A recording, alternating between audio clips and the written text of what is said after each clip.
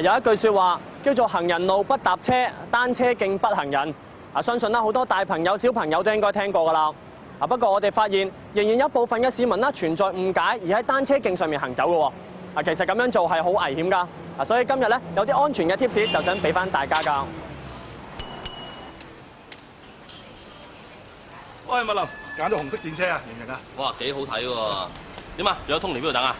佢話而家食啲嘢先，1個鐘頭後喺大埔等喎。哇，仲有成個鐘頭喎，大埔好快到啫。行啦，慢慢踩。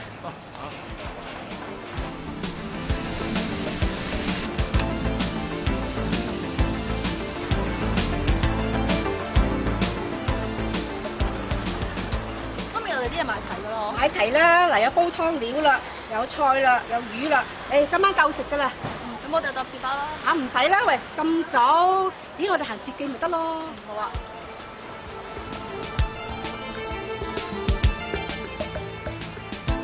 喂，阿女行去邊啊？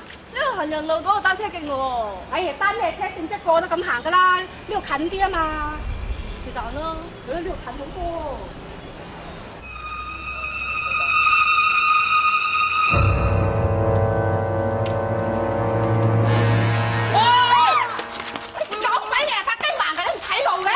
麥林有冇事啊？有女有冇嘢啊？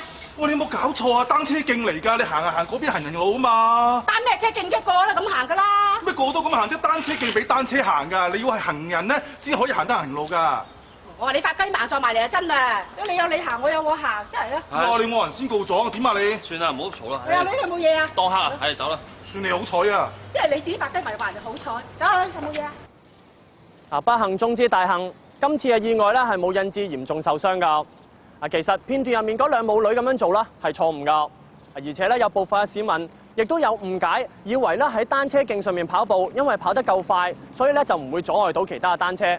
其實咁樣做都係錯㗎，因為喺單車徑上面，不論係行走抑或跑步，都會影響到依法使用單車徑嘅人士，又或者會引致意外，令到自己或者其他人受傷嘅。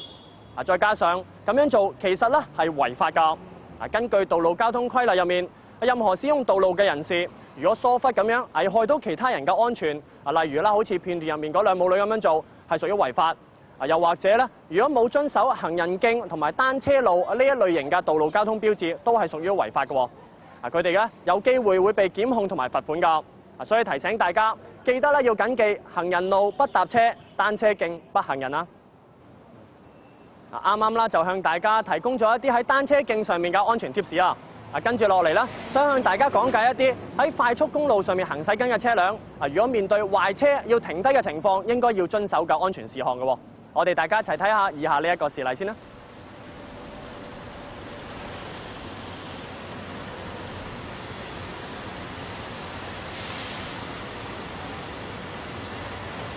喂，咁遲㗎？前面有交通意外啊，好塞車啊！你睇下，遲到啦，要快啲啊！老細約咗我返大陸開會啊！唔怕啦，我車你去關口搭車咪得咯。啊！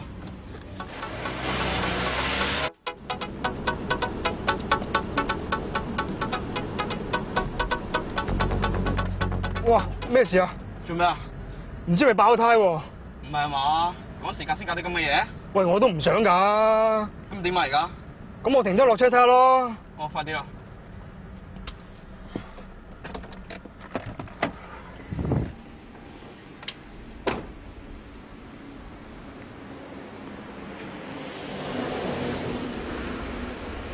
唉，大件事，真係爆胎添。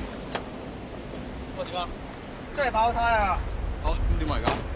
你又話趕時間啦，嗱，喺度換咗算啦。好啊。你知唔知我條尾胎擺邊啊？車尾係咪？係你攞啊，我攞即刻。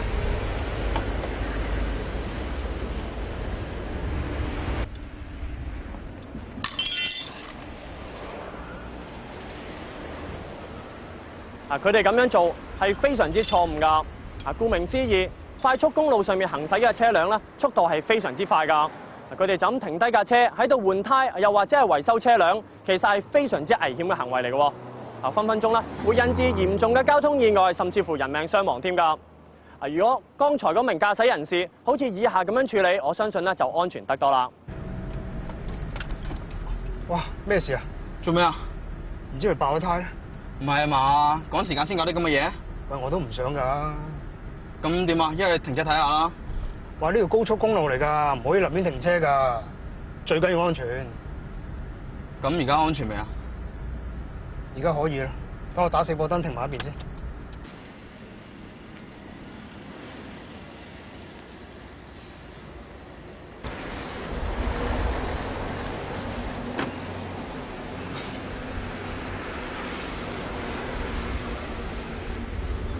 大件事，真係爆咗胎添！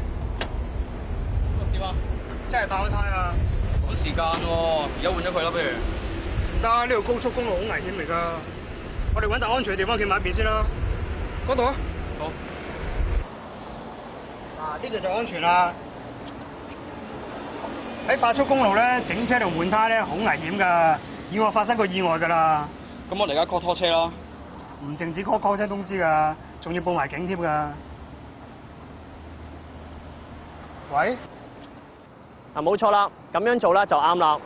如果大家喺快速公路上面因為車輛嘅故障而要停車，大家應該喺合理、切實可行嘅情況底下，先將車輛啦泊向安全嘅路邊，同埋開着死火警告燈，提示咧後面嚟緊嘅車輛㗎。